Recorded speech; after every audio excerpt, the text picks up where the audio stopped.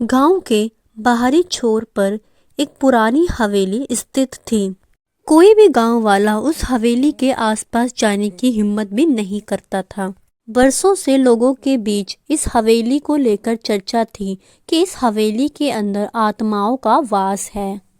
कई लोग इसे अफवाह भी मानते थे, पर जिसने भी इस हवेली के अंदर जाने की कोशिश की वह कभी वापस नहीं आया। प्रिंस एक साहसी युवक था जिसे रहस्य को सुलझाने में बहुत ज्यादा रुचि थी। ऐश्वर्या और रिंकी उसके घनिष्ठ मित्र थे और धैर्यशील भी थे। वह तीनों गहरे दोस्त थे और हमेशा एक साथ रहा करते थे। वह तीनों हमेशा कुछ नया और रोमांचक की तलाश में रहते थे। एक शाम जब वह तीनों दोस्त गांव की एक चौपाल में बैठे और हवेली के बारे में चर्चा करने लगे।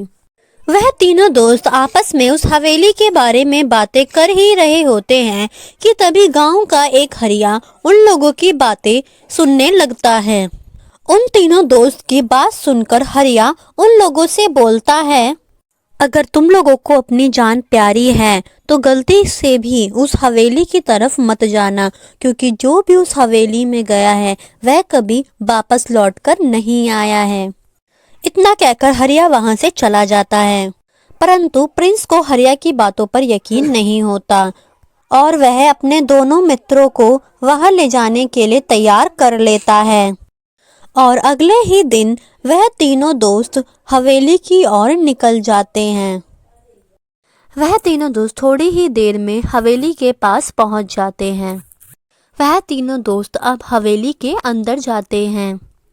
हवेली के अंदर जाकर वह तीनों दोस्त हवेली के अंदर की आसपास की चीजों को देखते हैं। वह तीनों दोस्त आसपास देख ही रहे होते हैं कि तभी उन लोगों के सामने एक दरवाजा होता है जिसके अंदर से एक अजीब सी रोशनी आ रही होती है। वह तीनों उस दरवाजे की ओर जाते हैं। वह तीनों दोस्त रोशनी का पीछा करके एक कमरे में जाते हैं और आसपास की चीजों को देखते हैं। उनके जाते ही वहां तभी अचानक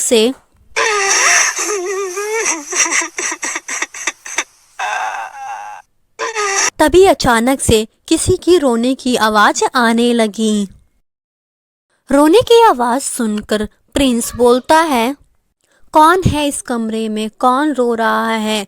हमारे सामने आओ, हम तुम्हारी मदद करेंगे। तभी वहां आसमान में उड़ती हुई एक डरावनी सी चुड़ैल उन तीनों के सामने आ जाती है। चुड़ैल ने सफेद कलर की साड़ी पहनी हुई थी और हाथों में एक डरावना सा बड़ा सा हथियार ले रखी थी। उस चुड़ैल को देखकर वह दोनों सहेलियां डर ही गई थीं। अगले ही पल चुड़ैल बिना कुछ बोले जमीन पर उतर जाती है और जोर जोर से रोने लगती है।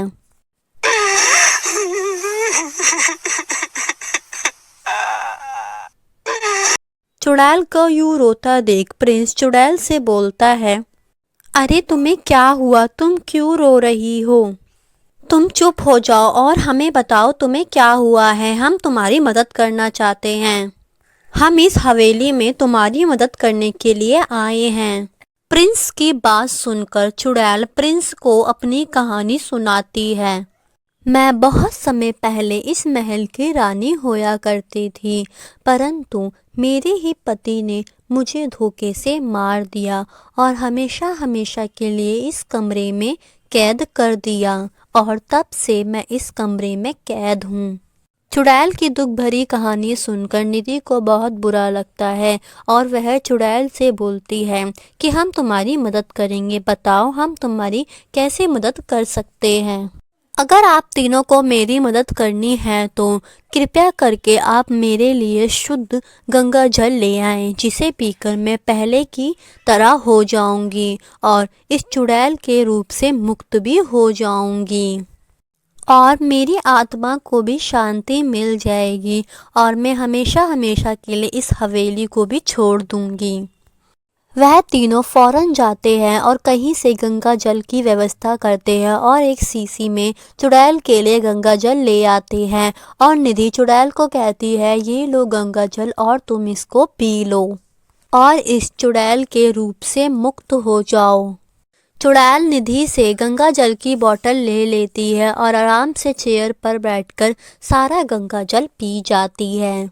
गंगा जल पीते ही चुड़ैल अपने असली रूप में आ जाती है। चुड़ैल को असली रूप में देखकर वह तीनों बहुत खुश होते हैं और चुड़ैल को बोलते हैं, आप सच में बहुत ज़्यादा सुंदर हो। वह स्त्री उन तीनों से बोलती है, आप लोगों का बहुत बहुत शुक्रिया जो आप लोगों ने मुझे इस चुड़ैल के रूप से मुक्त करवाया और मेरी मदद करी।